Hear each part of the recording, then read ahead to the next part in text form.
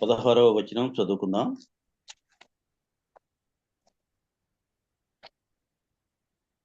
పదమూడు 16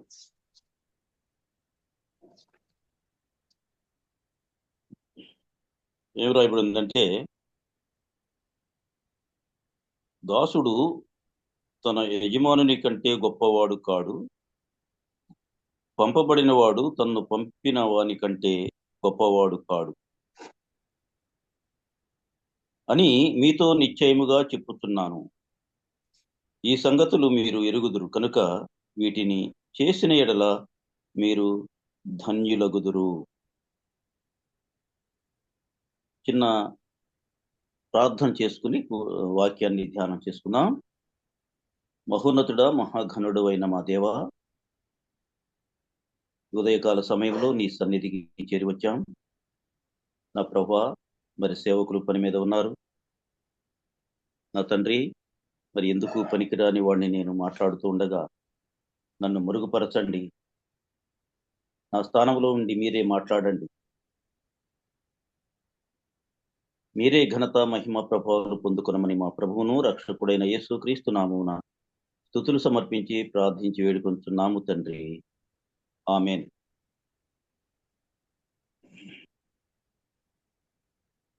పదహారవ వచనంలో రాయబడినటువంటి మాట, దాసుడు తన యజమానుని కంటే గొప్పవాడు కాడు, పంపబడిన వాడు తన పంపిన వాని కంటే గొప్పవాడు కాడని మీతో నిశ్చయముగా చెప్పుచున్నాను.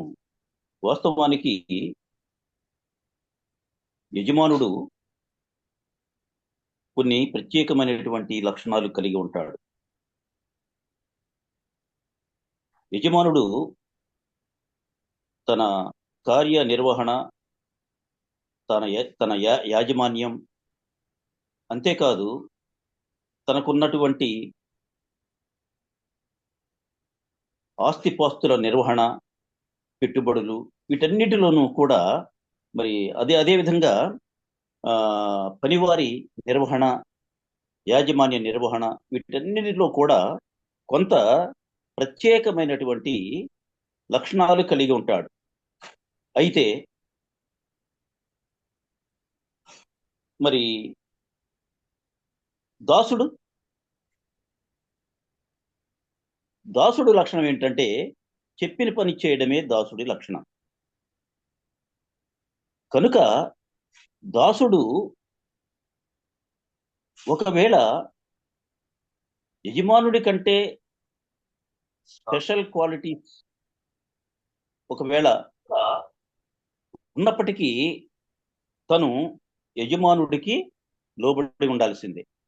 ఎందువలనంటే యజమానుడు తన మీద అజమాయిషి చేసేవాడు, యజమానుడు తనకు జీతభత్యములు ఇచ్చేవాడు. కనుక యజమానుడికి ఎప్పుడైనా సరే దాసుడు విధేయత చూపాలి, వినయం చూపాలి, యజమానుడు పని చెప్పినటువంటి పని చెయ్యాలి. అయితే అదే విధంగా ఇంకొక విషయం మనం తెలుసుకుంటూ ఉన్నాము. పంపబడిన వాడు తన్ను పంపిన వాని కంటే గొప్పవాడు కాడు. ఎక్కడికి పంపడం?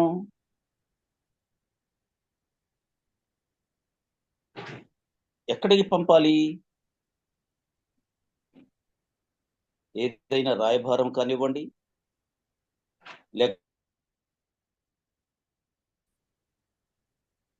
లేకపోతే యుద్ధానికే కానివ్వండి. దావీదు యుద్ధానికి యోవాబును పంపాడు. అక్కడ చాలా గొప్ప యుద్ధం జరిగింది. అయితే దావీదు మాత్రం నగరిలో ఉండి నిద్రపోయాడు. అయితే మరి దావీదు కంటే యోవాబు ఏమైనా గొప్పవాడా అంటే కాదు. దావీదు కంటే యోవాబు ఏమీ గొప్పవాడు కాదు. ఆయన సర్వ సైన్యాధిపతి. అయినప్పటికీ దావీదు కంటే గొప్పవాడు కాదు. ఒకవేళ గొప్పవాడైనప్పటికీ దావీదుకు ఆయన లోబడి ఉండవలసినది. ఎందుకంటే యజమానుడు తనను ఒక పని మీద పంపాడు కాబట్టి ఆ పంపిన పని మీద ఆ పంపబడిన వాడు తన మనస్సును కేంద్రీకరించాలి. సుబుద్ధితో ఆ పని చేసుకురావాలి. చాకచక్యంతో ఆ పని చేసుకురావాలి. నైపుణ్యతతో ఆ పని చేసుకురావాలి. పంపబడిన వాడు అయితే పంపబడిన వాడే అంతగా ఉంటే మరి పంపినవాడు ఇంతకుముందు మనం చెప్పుకున్నట్లు యజమానుడికి ఏ విధంగా అయితే కొన్ని స్పెషల్ క్వాలిటీస్ ఉంటాయో అదేవిధంగా ఇక్కడ పంపిన వాడికి కూడా కొన్ని ప్రత్యేకమైనటువంటి లక్షణాలు ఉంటాయి. అయితే ఇక్కడ మరి యజమానుడికి దాసుడికి పంపబడిన వాడికి పంపిన వారికి ఉన్నటువంటి తేడా అయినప్పటికీ వారిద్దరి మధ్య సహకారం ఉండాలి. సహకారం లేకపోతే ఇక్కడ పనులు కావు. కాబట్టి ఈ సంగతులు మీరు ఎరుగుదురు కనుక వీటిని చేసిన ఎడల మీరు ధన్యులగుదురు అంటున్నాడు. వీటిని చేసిన ఎడల మీరు ధన్యులు. వేటిని చెయ్యాలి? ఒక యజమానుడు దాసుడు పంపినప్పుడు ఆ దాసుడు ఏ విధంగా మెలగాలో ఆ విధంగా మెలగాలి. పంపబడిన వ్యక్తి పంపిన వాని ఆశయాలు, ఆదర్శాలు, వాని మనసును ఎరిగి తన పని తను చేసుకురావాలి. అంతేకాని ఎక్కడికో వెళ్ళిన తర్వాత నేను అది మర్చిపోయాను, ఇది అడగలేదే, ఈ క్వశ్చన్ అడగలేదే, దానికి సమాధానం ఏం ఇట్లా ఉండకూడదు. సుబుద్ధి కలిగి వెళ్ళిన పని చేసుకురావాలి. ఈ సంగతులు మీరు ఎరుగుదురు గనుక వీటిని చేసిన ఎడల మీరు ధన్యులు. ఇంకా లోతుగా మాట్లాడితే ఆ పై వాక్యం చదివినట్లయితే 14 వచనం చూడండి. యోహాను సువార్త 13వ అధ్యాయం 14 వచనం చూసినట్లయితే, కాబట్టి ప్రభువును బోధకుడైన నేను మీ పాదములు కడిగిన ఎడల మీరును ఒకరి పాదములను ఒకరు కడుగవలసినదే. చూసారా? ఇక్కడ చెప్పబడినటువంటి మాట ఏమని అంటే, నేను మీకు చేసిన ప్రకారమును మీరును చేయవలెనని మీకు మాదిరిగా ఇలాగు చేసి తిని, మీరును అలాగు చేసిన ఎడల మీరు ధన్యులు. ఇక్కడ ప్రభువారు చక్కటి ఆత్మీయమైనటువంటి మార్గదర్శిగా, ఆత్మీయమైనటువంటి మాదిరిగా ఉన్నటువంటి ప్రభువు మాట్లాడుతున్నటువంటి మాట, నేను చూడండి 14 వచనం కూడా చదువుదాం. 13వ అధ్యాయం 13వ వచనం, నేను బోధకుడను ప్రభువుడను గనుక మీరిట్లు పిలుచుట న్యాయమే. అయితే ఏమని? బోధకుడని పిలిచారు కాబట్టి అట్లా పిలుచుట న్యాయమే. ఇక 14వ వచనంకి వస్తే, కాబట్టి ప్రభువును బోధకుడనైన నేను మీ పాదములను కడిగిన ఎడల ఆయన తన శిష్యులను పాదములను కడిగాడు. కడిగిన తదుపరి ఇచ్చిన సందేశం ఏంటంటే, మీరును ఒకరి పాదములను మరి ఒకరు కడుగవలసినదే.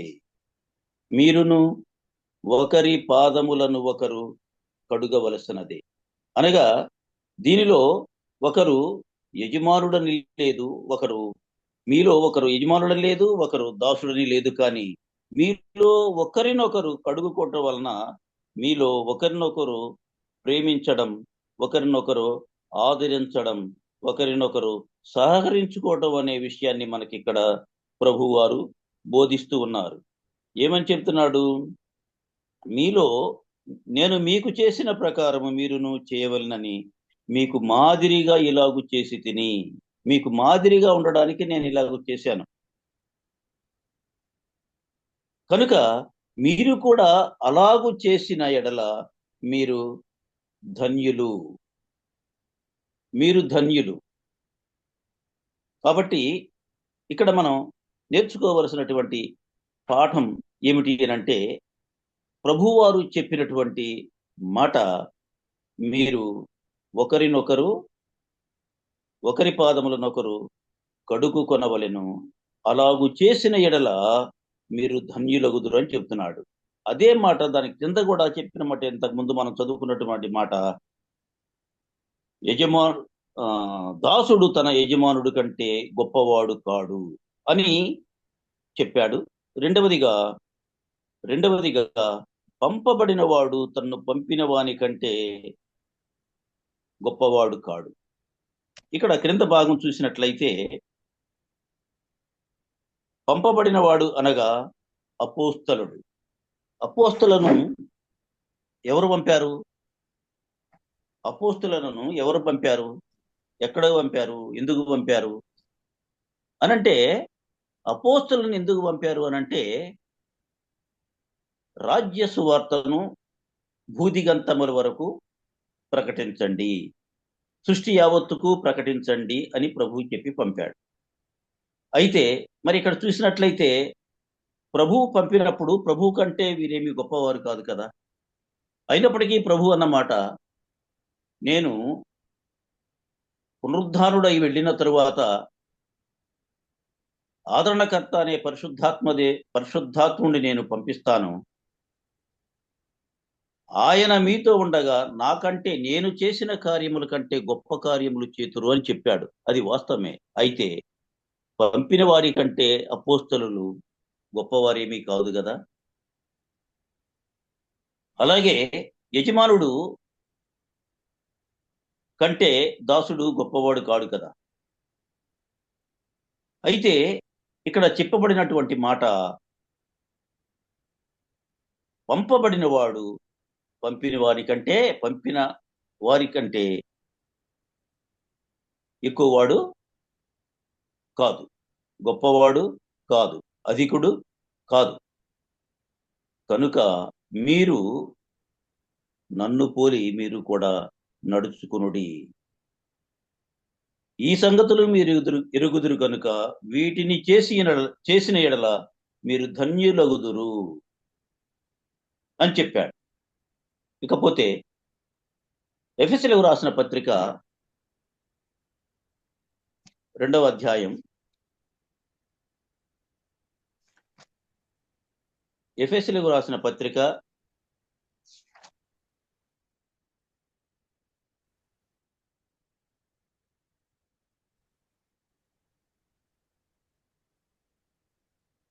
2వ అధ్యాయం 4వ వచనం.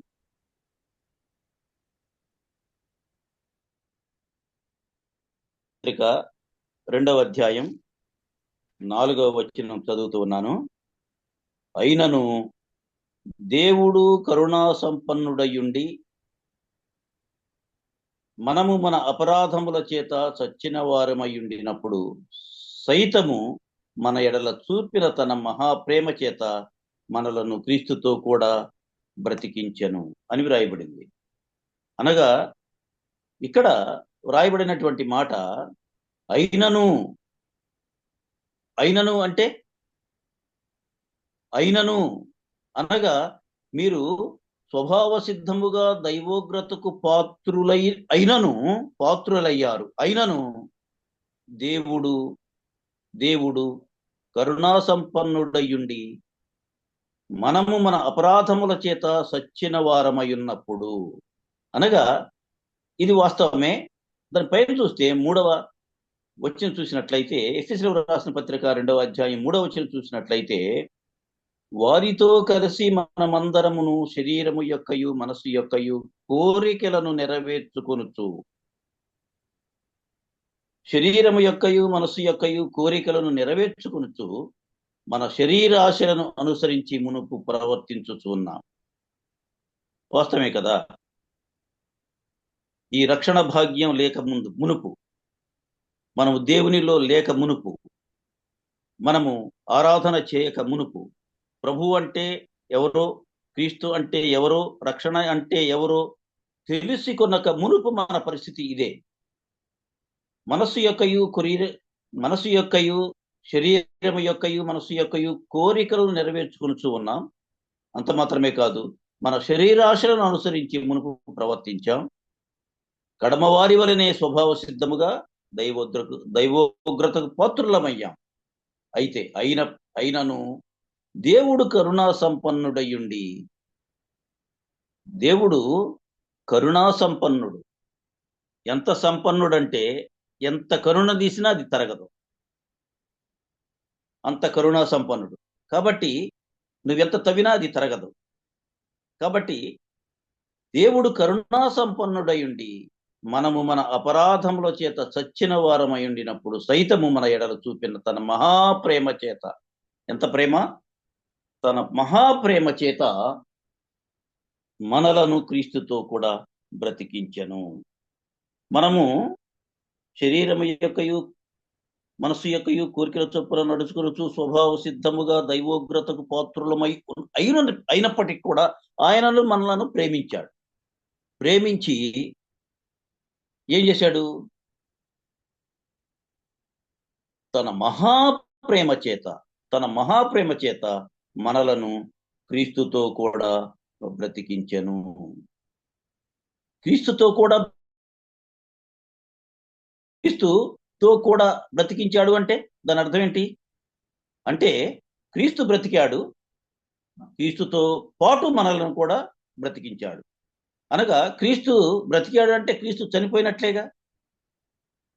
ఎట్లా చనిపోయాడు? ఎక్కడ చనిపోయాడు? ఎవరి నిమిత్తమై చనిపోయాడు? ఆయన పొందినటువంటి శ్రమలేంటి?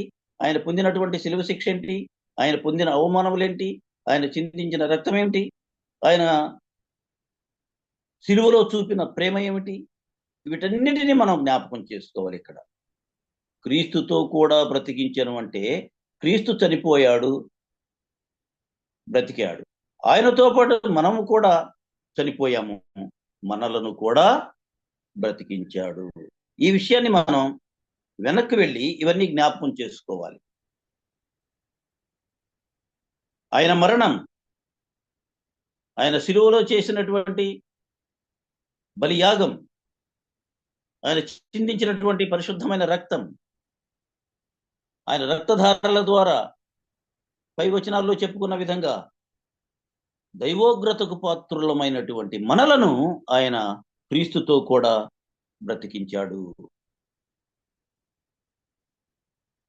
దీన్ని జ్ఞాపకం చేసుకుని ఆయన చేసినటువంటి శిలువ యాగం, బలియాగం, ఆ గొర్రెపిల్ల బలియాగముగా ఏ విధంగా ఆయన శిలువలో అర్పింపబడ్డాడో, చనిపోయాడో, మరలా ఇలా సమాధిని మరణము గెలిచి తిరిగి లేచాడో, ఇలా బ్రతికాడో, ఆ విధంగా మనలను కూడా ఆయన తన మహాప్రేమ చేత మనలను క్రీస్తుతో కూడా బ్రతికించాడు. ఈ విషయాలను మనం జ్ఞాపకం చేసుకోవాలి, ధ్యానం చెయ్యాలి.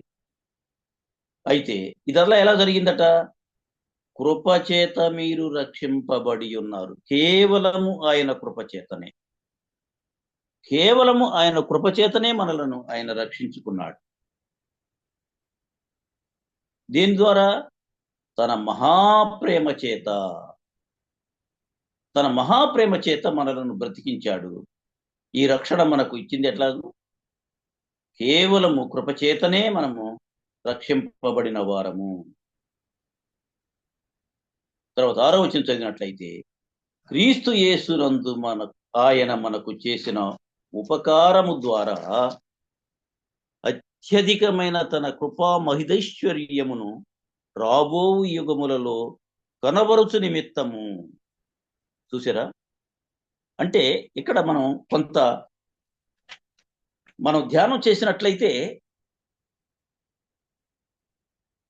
దీనిలో ఇమిడి ఉన్నటువంటి సత్యాన్ని మనం ఒకసారి జ్ఞాపకం చేసుకున్నట్లయితే, ఆయన వాస్తవమే తన మహాప్రేమ చేత మనలను క్రీస్తుతో కూడా బ్రతికించాడు.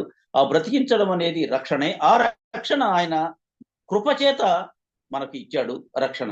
అయితే 6వ వచనంలో చదవబడినటువంటి మాట, యేసు క్రీస్తునందు ఆయన మనకు చేసిన ఉపకారము ద్వారా ఏం ఉపకారం చేశాడు? క్రీస్తుతో కూడా మనల్ని బ్రతికించడమే ఆయన చేసిన ఉపకారం. మనము పాపులమై ఉన్నాం, దైవోగ్రతకు పాత్రులమై ఉన్నాం. అయితే క్రీస్తుతో కూడా మనల్ని బ్రతికించాడు ఆయన. అదే ఆయన చేసినటువంటి మహోపకారం. అయితే అత్యధికమైన తన కృపా మహిదైశ్వర్యమును రాబో యుగములలో కనబడు నిమిత్తము, రాబో యుగములలో అనగా యుగాంతము తరువాత, రాబో యుగములలో అంటే యుగాంతము తరువాత, ఈ పాత భూమి పాత ఆకాశము గతించిన తరువాత దాని అర్థం. రాబో యుగములలో అంటే తన మహిమదైశ్వర్యమును రాబో యుగములలో కనబరుచు నిమిత్తము. ఆయన మన పట్ల ఎంత ప్రేమ కలిగి ఉన్నాడో చూడండి. మనము దైవోగ్రతకు పాత్రులమైన మనలను తన మహాప్రేమ చేత మనలను క్రీస్తుతో కూడా బ్రతికించాడు. అంత మాత్రమే కాదు, ఆయన తన మహాకృప చేత మనలను రక్షించుకున్నాడు. తండ్రి అయిన దేవుడు యేసుక్రీస్తునందు ఆయన మనకు చేసిన ఉపకారము ద్వారా అత్యధికమైన తన కృపా మహిదైశ్వర్యమును రాబో యుగములలో కనబరుచు నిమిత్తము, అంతములో ఆయన రాజ్యములో, రాబో యుగము అంటే రాబో యుగములలో అంటే ఆయన రాజ్యములో, ఆయన రాజ్యం వచ్చినప్పుడు తన కృపా మహిదైశ్వర్యమును చూపి తరువాత వ్రాయబడిన వచనం చూసినట్లయితే 7వ వచనంలో యేసుక్రీస్తునందు మనలను ఆయనతో కూడా లేపి, యేసుక్రీస్తునందు మనలను ఆయనతో కూడా లేపి పరలోకమందు ఆయనతో కూడా కూర్చుండబెట్టెను. ఎంత ధన్యులమండి, ఎంత ధన్యులం. పంపబడిన వారు పంపిన వాని కంటే గొప్పవారేమి కాదు, యజమానుడి కంటే దాసుడు గొప్పవాడేమి కాదు. అయినను తన మహాకృపదైశ్వర్యమును బట్టి తండ్రి అయిన దేవుడు యేసుక్రీస్తునందు మనలను తనతో కూడా లేపి పరలోకమందు తనతో కూడా కూర్చుండబెట్టెను. ఎంత ధన్యత అండి. అసలు దీన్ని ఆలోచించుకుంటుంటే ఎంతో శరీరం ఉప్పొంగిపోతుంది. కాబట్టి ఆయన కృపా మహదైశ్వర్యం బట్టి రాబో యుగములలో కనబరుచు నిమిత్తము యేసుక్రీస్తునందు మనలను తనతో కూడా లేపి, అది ఇంతకుముందు మనం చెప్పుకున్నాం, ఆయన క్రీస్తుతో కూడా బ్రతికించినని. మరలా ఇక్కడ అదే మాట చెప్తూ ఉన్నాడు. అంటే 2 సార్లు ఎందుకు చెప్పవలసిందంటే మనకు అర్థం కావడానికి ఇక్కడ వ్రాయబడినట్టు మాట ఒకసారి చదువుతాను. తన మహాప్రేమ చేత మనలను క్రీస్తుతో కూడా బ్రతికించను అని వ్రాయబడింది 5వ వచనంలో. ఇక్కడ 7వ వచనంలో యేసుక్రీస్తునందు మనలను ఆయనతో కూడా లేపి పరలోకమందు తనతో కూడా కూర్చుండబెట్టెను. దానికి అర్హులమేనా? మనము ఆయనతో కూడా పరలోకమందు కూర్చునే అర్హతకు మనము పాత్రులమేనా? అయితే ఆయన కూర్చుండబెడతానంటున్నాడు. తండ్రి అయిన దేవుడు క్రీస్తుతో కూడా యేసుక్రీస్తునందు మనలను ఆయనతో కూడా లేపి పరలోకమందు ఆయనతో కూడా కూర్చుండబెట్టెను. కూర్చుండబెడతాను అంటలా, కూర్చుండబెట్టెను. ఆల్రెడీ మీరు కూర్చున్నారు, మీకు దానికి అర్హులే. ఎవరైతే ఆయనతో కూడా లేచారో, ఎవరైతే క్రీస్తునందు ఆయనతో కూడా లేపబడ్డారో వారు పరలోకమందు ఆయనతో కూడా కూర్చుండబెట్టెను. వారిని కూడా ఆయనతో కూడా కూర్చుండబెట్టను. ఎంత ధన్యులమండి. కాబట్టి మనం అట్టి కృపకు పాత్రులమైనటువంటి మనం ఆయనను మహింపరిచే వారముగా, ఆయనకు సాక్షులముగా, ఆయనను మహిమపరిచే వారముగా ఈ లోకములో జీవిస్తే రేపు తండ్రి అయిన దేవుడు క్రీస్తుతో కూడా మనలను ఆ పరిశుద్ధ పరలోక పట్టణములో కూర్చుండబెట్టేవాడుగా ఉన్నాడు. అట్టి కృపను దేవుడు మనకు అనుగ్రహించునుగాక. ఈ చిన్న వాక్యమును దేవుడు మనందరి కొరకై మన వినికిడిలో ఆశీర్వదించి బలపరుచునుగాక. ఆమేన్. ప్రతి ఒక్కరికి కూడా వందనాలు.